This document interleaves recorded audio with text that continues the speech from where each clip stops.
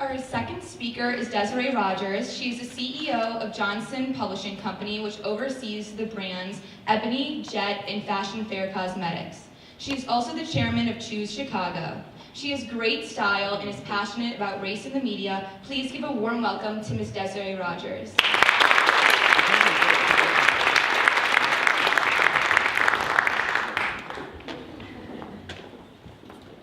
Well, hello, young people. I was just commenting to my assistant how young everyone looks. So, first of all, I want to thank Olivia and Talia for having me today. They asked me, and here I am, running around, trying to make certain that I deliver a great talk today. So, the first thing we're going to do is an exercise. So get ready. It's not quite an exercise, actually. It really is more of a question that I'm going to ask you. And so the first thing I'm going to need you to do is take a moment and forget, I know this is going to be a little hard, everything that you know. Just blank your mind. Secondly, I'm going to ask you to forget everything that you have. That's really a hard one. That would be a hard one for me, I got to tell you. And then the third one, which you're going to really need to do if we're going to play this game or answer this question authentically, is really to forget who you are. It's not the end of 2015. There's no Generation Z, X, Millennials. There's none of that that's going on. In fact, it's impossible to like or to follow anyone. And then finally, there's no such thing as a TED Talk, much less us sitting around listening to me in a TED Talk. Doesn't exist. Are you with me? Kind of getting there, kind of getting there? Okay, here's the final thing. You are a young black guy in Chicago, and it's in the past. Not in the past as in 2 years ago, Throwback Thursdays. Really in the past.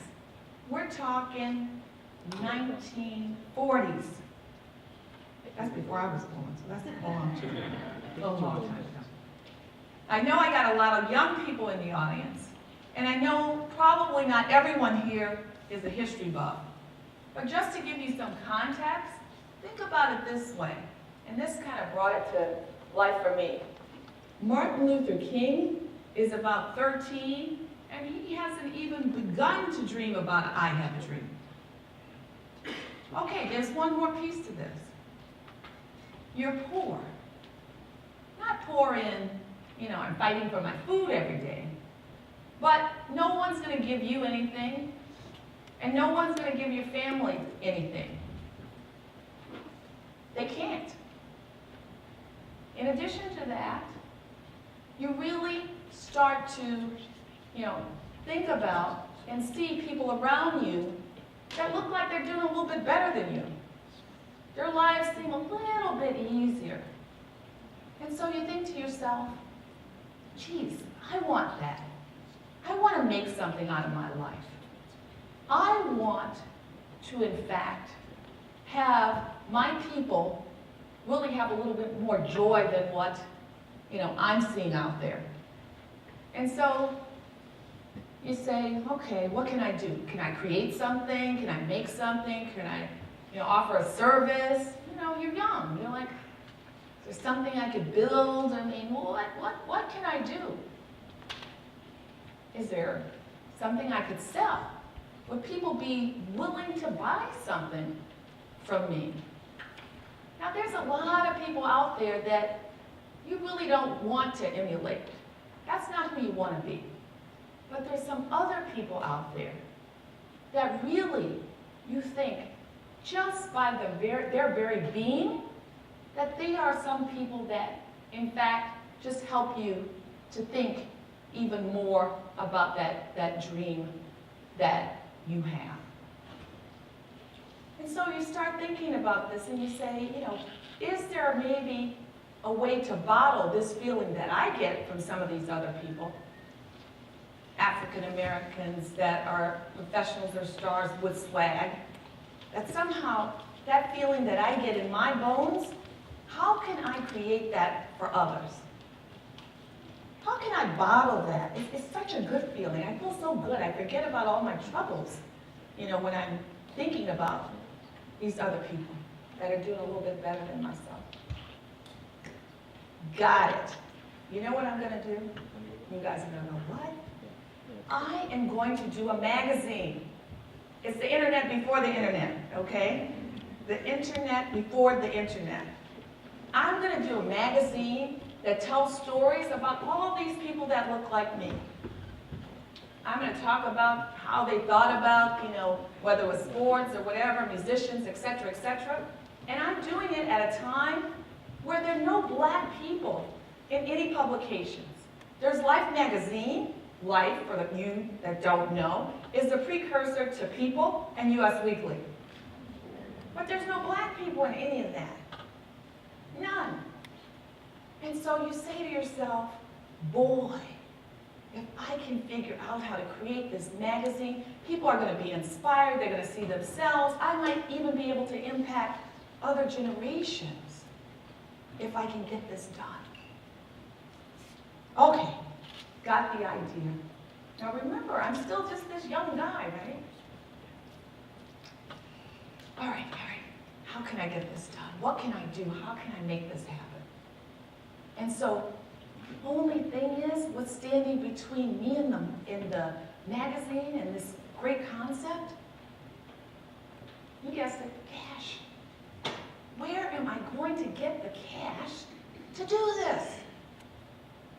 Okay, I know some of you are straight and you're back in your real lives. Let's just call mom and dad. Remember, you agreed to be him. So when you think about your mother, your father, or your guardian, let's just wipe out everything that they've accomplished and everything that they have. Because remember, you agreed to be him. This is a different place and a different time. You agreed, so you can't do that. Dang it. All right, maybe, just maybe, you come up with this idea. I know what I can do. I can actually ask my family, maybe probably my mother, if we could sell the car. Now, don't stray. There's no two cars. There's no Uber. There's no driver. There's no one down the street driving you around. This means if you lose, you're actually going to have to be on the train or the bus or walking or whatever. So he thinks about it and says, you know, well, geez, I really want this. This, you know, money is between me and my dream. And so I'm going to ask her. I'm going to go for it. I'm going to see, you know, I'm going to take a chance on me. And so the question is, finally I'm getting to the question. The question is, and again, this guy, failure is just not a word that he's going to accept. Question is, how many of you in the audience would in fact take this chance? Let's see the hands. Don't just stare at me, just see faces. Any hands up? Anybody going to take this chance? It's a car, you know. I don't see many hands out there. If your hand's up, raise a little higher, please, so I can see it. I'm kind of blind here with by the light. Okay, I see a few hands. Good for you. You know why? You're the accelerators in the group. Okay? You are the ones that are the accelerators. And that's a really good thing. Here's John Johnson. In 1945, he did just that. He took that chance. It wasn't a car, because if I would have said what it really was, a couch, you would have said, who cares? But that's all they had, though. His mother took the couch, and they sold it for $500, and he started this magazine. He started this magazine, and you could say, well, you know, it's just a couch. It's all they had. And guess what? His mom didn't know this would be successful. She was hopeful. She thought if he created this magazine that showed pictures of people that looked like them and saluted people, that maybe he would be able to impact some generations, you know, beyond just the two of them. Guess what? I mean, he also made a lot of money doing it. Not that that's always the most important thing in life, you know. But he was able to create this magazine. And today, the magazine still exists, 70 years later. Over 10 million readers per issue. Now, some of these guys you may recognize, and some you may not recognize. The key here is look at what it says across the police stanchion. It says, you gotta stand for something. I saw hands kind of going up, I wasn't sure. You gotta stand for something. That's my point. And so who are these three people? First one, in the middle, I'll go first with the oldest. He's 88 years old. This is Harry Belafonte. Harry Belafonte integrated Hollywood. He was one of the first black actors. He and Sidney Poitier. Okay? Harry is still an activist at 88. No one told him to raise his hand like that. He did it anyway on his own. He's an amazing individual. Number two, Jesse Williams. Jesse Williams, some of the girls might know him in New York, kind of cute, easy on the eye. But he also plays Dr. Avery on ABC's Grey's Anatomy.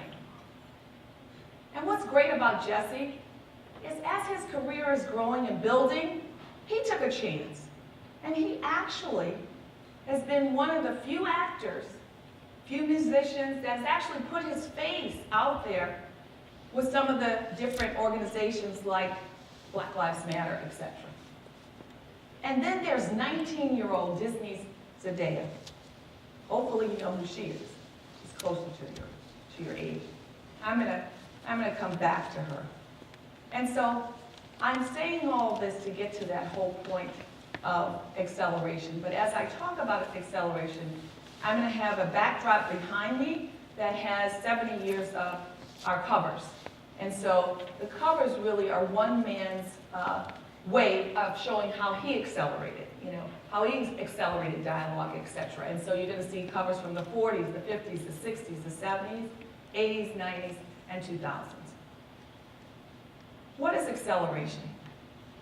So acceleration is really the net change of velocity on an object. Or really, you know, different factors changing an object. Or an accelerator can be someone who dreams so hard, wants so badly, and believes so deeply that they sell their mother's couch. Think about that. Think about it. Wants so badly, believes so deeply, and dreams so hard. So John Johnson understood all of this. He understood the impact that one could have on a community. And he spent his life with the various magazines really talking about that. And so I think that it's just been tremendous that he was actually able to create Ebony, Jet, and even the cosmetics company. And so what am I asking really you guys, you know, to think about? There are what I call frontline accelerators, people that you all know, people like Steve Jobs. I mean, he is a dreamer and he created a whole new way for us all to communicate. Steven Spielberg, creative genius when it comes to directing film. Or even the Venus sisters. I mean, all the way from Compton, and really they changed the look, even just by their presence. Never mind, they were such winners of the tennis game around the world. And so, part of it, for those of you who didn't raise your hand, the majority of the group, I'm going to challenge you to start to think about the fact that in every win, in every possible win, there's risk. It's not always going to be a perfect guess. There's risk. You got to take a chance. That's what's important here. Each of you can find your own inner acceleration. It can be small or large things. Opportunities come your way every day. The ability for you to take a chance, for you to stand for something, for you to voice an opinion. And you're so lucky here to be in this establishment where that's welcomed, where your opinion is asked for, where people are talking about diversity and inclusion. Maybe not always the right way, but still talking about it. I had the great opportunity to be with Zendaya 2 days ago. She's 19 years old. And some of you may know she was criticized on Twitter for wearing dreadlocks. Now, you know, what was the criticism? The criticism was something like this. We think her hair smells like patchouli, or maybe it smells like weed. Ha ha, hee hee. There was a huge firestorm on Twitter where people were, what does that mean? Why are we talking about how people's hair smells? We didn't talk about anybody else's hair and what it smelled like. Is this racist? What's going on here? And to her credit, she simply stated from her Twitter account, where she has I don't know how many followers, there is a fine line between funny and disrespect. Okay? A fine line. And there's been so much controversy, discussion about African Americans and their hair. If you're African American, you know what I'm talking about. If you're not, you should know what I'm talking about. Okay? Who has the better hair? Your hair's curly, mine's not, blah, blah, blah, blah, on and on and on. And then she said, I love this part.